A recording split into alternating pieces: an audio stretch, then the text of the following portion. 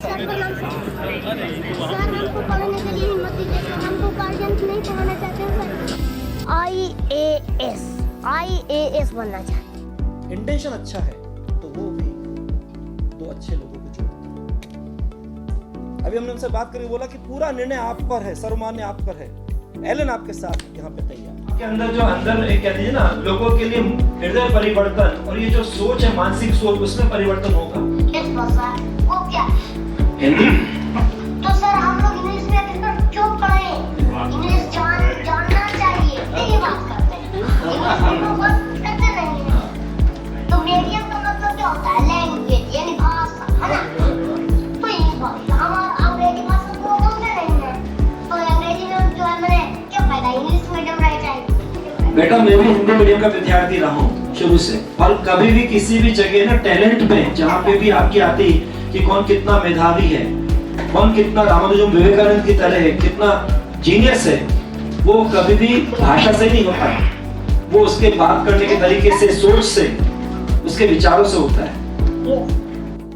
शिक्षा सबके लिए है और सोनू वो नाम जो इन दिनों सोशल मीडिया पे छाया हुआ है, जो बार बार ये कह रहा है मुझे पढ़ना है, मुझे आईएएस बनना है, लेकिन वीडियो देखकर एलन ने एक बड़ी पहल की है। जी हाँ, मेरे साथ है एलन के director respected Brijesh Maheshwari sir. Sir, एक वीडियो देख लेना, हम लोग देख के उस वीडियो को स्वाइप भी कर देते हैं, लेकिन उस वीडियो को देखने के बाद ये सोचना कि मैं इसके लिए क्या कर सकता हूँ, बड़ी बात है सर। ये आपने कैसे सोचा और कैसे आपने एकदम से ठान लिया कि इस बच्चे को गोद लिया जाए, इसके सपने पूरे किए जाए?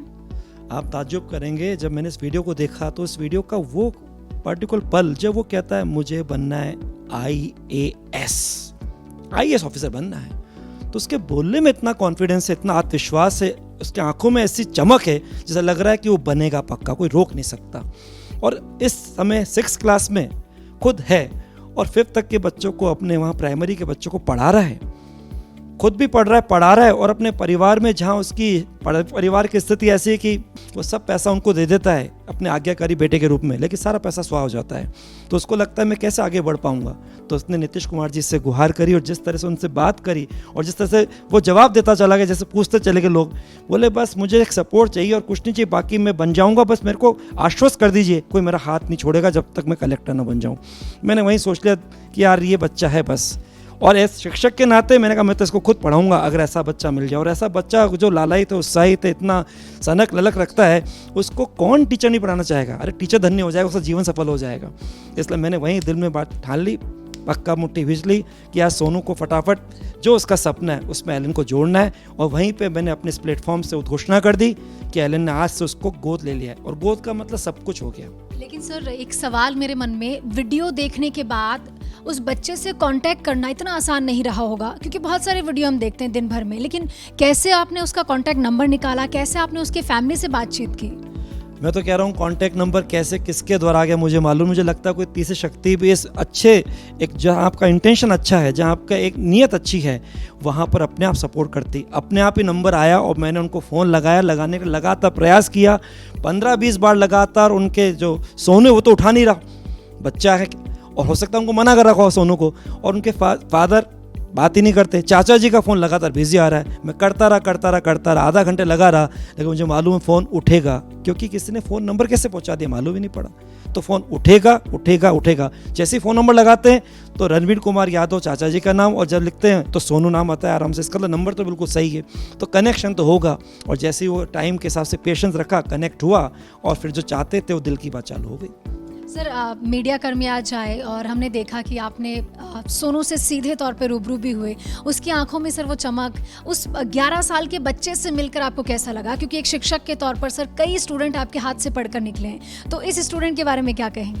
भाई, इस बच्चे को तो उसने जो मैसेज दिया है और जैसे उसका दिमाग क्या सोचता है, उसने इतनी प्यारी बात बोली कि हमारे देश की मातृभाषा हिंदी है, तो हमारे पढ़ाई जो आगे कैरियर की होती है, भले वो कलेक्टर की हो कि इंजीनियर डॉक्टर की हो, उसमें इंग्लिश मीडियम क्यों हो?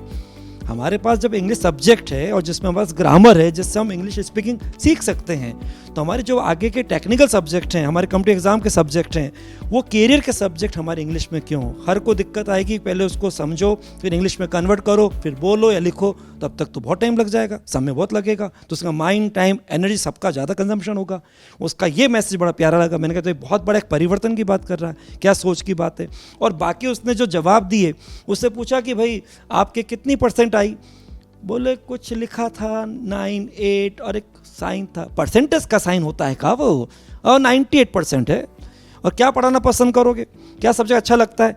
बोले पढ़ा तो नहीं, अभी पढ़ेंगे आगे, लेकिन सामाजिक ज्ञान अच्छा लगता है क्योंकि इतिहास में हमारा बहुत रुचि है।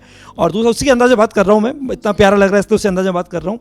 और दूसरा, एक हम इंग्लिश स्पीकिंग तो चाहते ही हैं, तो वो भी सीखेंगे। और मुझे लगता है कि सोनू से हम बहुत लोगों को, बड़े उम्र में कितने बड़े हो गए, सीखने के लिए तो कोई उम्र का फ़र्क नहीं पड़ता, छोटा भी हमारा गुरु बन सकता है। हम में से तो कईयों को प्रेरणा के हिसाब से आज लगता है सोनू गुरु बन गया है। बहुत बहुत शुक्रिया सर। एक 11 साल का बच्चा सोनू जिसका नाम है, अब एलन ने उससे गोद ले लिया है, या मैं यूँ कहूँ उसके सपने पूरे करने के लिए एलन के डायरेक्टर सर ने जैसे ठान लिया हो कि जब तक वो IAS नहीं बन जाता तब तक हम उसका हाथ और साथ नहीं छोड़ेंगे।